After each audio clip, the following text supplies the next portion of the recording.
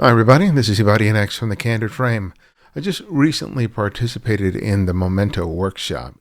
It's this documentary style photography workshop in which photographers are put together with a nonprofit. In this case, it happened here in Los Angeles, and I had the opportunity to work with Goodwill Industries down here. It was an amazing experience, and I really highly recommend it.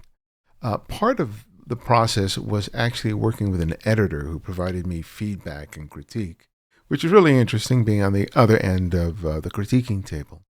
But one of the things that I was reminded about, and it's something that I've stressed here in these videos, is the importance of being patient and waiting for the moment to play out. And even though I know this, and even though I share it with people all the time, it's quite another experience to be in the midst of a shoot and remembering to do that. Because, at least for me, under situations where I'm under a time constraint or I'm feeling pressure, it's really easy to prematurely end shooting in order to move to another scene. And it reinforced to me how important it is to wait, to be patient, to allow the moment to play itself out in front of me and not be in such a rush. And so I wanted to take a look at pictures that illustrate the point of waiting for the moment. Because I think what you'll find is there are a lot of pictures that have a lot of the elements that I've talked about in previous videos that make for a strong picture. There's great light, line and shape, maybe even a wonderful gesture. But even with images that have the majority of those things, there always seems to be something that's missing. And I think for a large part of many of the images that get uploaded to the Flickr Pool or that you see elsewhere, be it on Flickr or Instagram, it's the idea that there's nothing special happening. The moment is just not there yet, or it's just been missed. And I think the three images here sort of exemplify why it's so important to be patient, to allow things to play out, and to allow the moment to be revealed to you. We have a shot here by Nayeem Kalam. This was created with a Canon EOS 1DS Mark III at 1,000th of a second, f1.2, ISO 50. So here we have a picture of a boy playing with this rim that he's spinning with the aid of a stick that he holds in his hand. And he's moving through this tunnel. Now, the overall scene is kind of interesting. I love the play of light. The backlit scene in the background that reveals the walls and the buildings in the back. The dappled light as you move into the tunnel that's hitting the ground, that's hitting the wall. The clear outline of his body and especially the wheel as he moves towards the photographer. All of these elements are really nice in terms of line and color and shape and all those things that I typically talk about in the photograph. Now, imagine the scene if it just was somebody walking down this tunnel. It might create a very interesting sort of silhouette, but that doesn't necessarily indicate that there's a moment happening. But with this boy here playing with this rim, there is a moment expressed, especially by his body language. We don't have the benefit of seeing his face and his expression, but you nevertheless get this sense of joy and fun just as a result of his body moving, running through the scene. There's energy that's expressed in that moment that I think is universal. Regardless of whether you're from this particular location in the world or not, you recognize a child at play and the fun and the joy that they can have, even when they're working and playing with something as simple as a rim and a stick. But the moment expressed by his body language and even by the rim as it rolls down this road or this path, that for me is the moment. We often miss such moments because we see something and we photograph it without really observing it.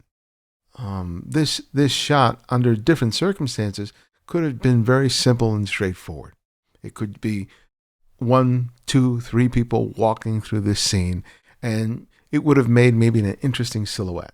And we see many examples of this in our Flickr pool. We see a lot of pictures of people walking through a scene, even backlit in a similar way to this shot. But it doesn't necessarily mean that those shots have captured a moment. Even if the light is great, even if the lines and shape are great, even if there's an interesting gesture, there's no moment.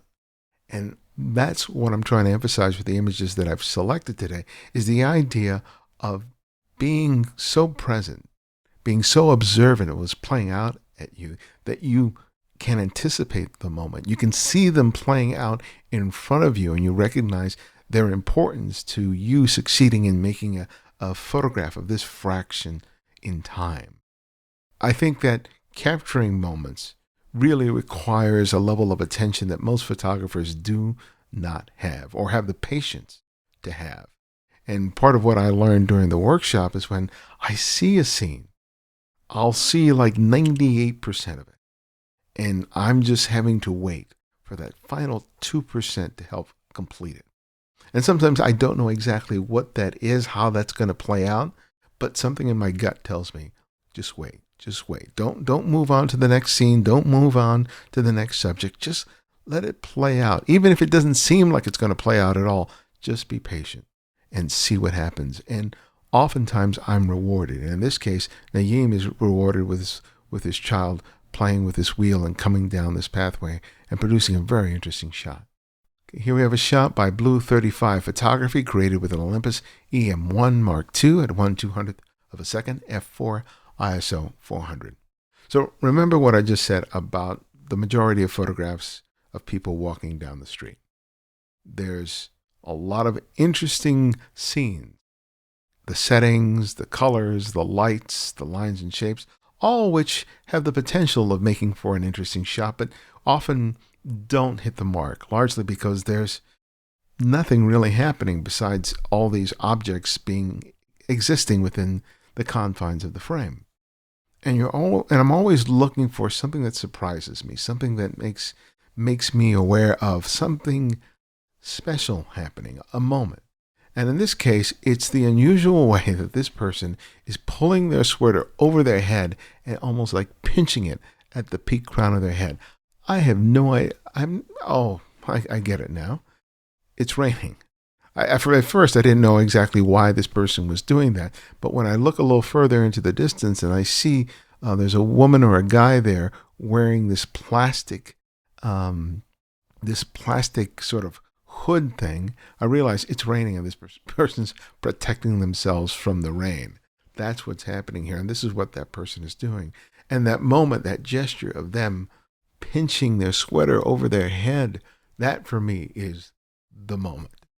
It's one of the reasons why I really like shooting out in the rain, because people will do some unexpected things when they're trying to keep dry. They're even less conscious of the fact that there's some idiot out there with a camera making photographs. They really don't care. They're just trying to get to wherever they're trying to get to without getting incredibly wet. And even though we don't see this guy's face, that gesture says so much. And I really like how the shoulder and the arm and the head are defined by the stretchiness of the fabric of the sweater. And this is just a wonderful moment. It's funny. It's amusing. It's visually interesting. But how many times do we miss stuff like this? We just take pictures of people walking down the street, even in the rain.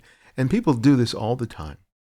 You know, they're caught off guard. They don't have an umbrella. They don't have a coat. They don't have a rain slicker, whatever it is that protects them from the rain. And they just use whatever they have handy. In this case, it's a sweater. Some people will use a magazine or a newspaper or a piece of cardboard in order to keep themselves dry. And as a result, that image becomes really interesting in terms of making a photograph.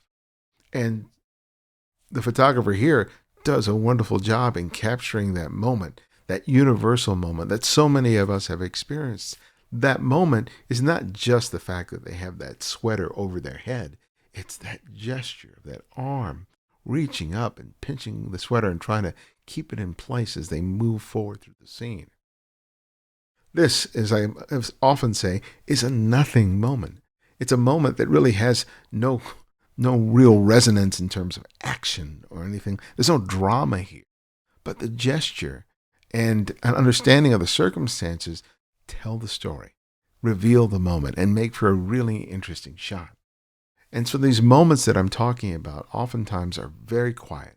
They're very subtle, and so subtle to the point that it can be easily missed by virtually anyone, much less a photographer. But When a photographer is able to recognize that and take advantage of it and be quick enough to raise the camera to their eye and make the photograph, it makes all the difference. Okay, here we have a shot by Chris Lavigne. We don't have any XF data on this shot, but we do have some wonderful light and color. We have some blues, we have some reds. The reds are especially important in this shot since they're repeated on the collar of the child's shirt, on some stuff that's here on this vendor stand, the red here, the mirroring of the blue of the sky to this material here and this wall here. So there's wonderful color play. There's a great contrast between light and dark. There's this path of light that cuts through the center of the frame that helps guide our eye from the left-hand side of the frame to this boy that appears in the foreground. So here we have a shot of someone walking through a scene. But the gesture here of him raising his hand up to his face provides that moment. I don't know if the person is scratching their head or they're blocking their face so the photographer can't capture their face in the image. I'm not sure exactly what it is, but that gesture provides the moment. Had the boy just been walking through the scene, even if they had been framed in exactly this location where we have this convergence of light here, and this light here that helped to lead us to this exact spot in the frame. Even if this child had been walking here and was just looking straight ahead as they walked through the scene, I don't think the shot would be as effective as this is, largely because of that gesture. And when you see a scene like this, you see the light, you see the color. This is one of those camping out locations. This is one of those scenes where I just stop dead in my tracks and go, I'm going to be here for a while. Because what's going to happen in this scene as I stand there are going to be a variety of people that are going to be walking up and down this path, that are going to cross the very area where this child is right now. And then it becomes basically a casting opportunity. Because I'll see a variety of different people that will move through the scene, many of which I won't consider at all for a photograph, but there are others who I will photograph as they come into the spot where I know will be optimal for a photograph. But the thing is that most of those people will not give me an interesting gesture or expression or an interesting body language to really elevate the shot from more than just placing different elements within the frame. I'm looking for a moment. And in this case, it's the gesture provided by the boy as he raises his hand up to his face. That's the kind of stuff that you have to be on the hunt for. And this is, I think, probably one of the better examples of the three that I chose, because this is exactly the kind of scene that I'm encountering all the time, where I'll see the setting, I'll see the light, I'll see all the things that help me to frame the overall scene. And then it's just a matter of time. It's just allowing the scene to slowly play out, for all the cast of characters to move in and out of the frame and finally settle on that one special moment that pays off.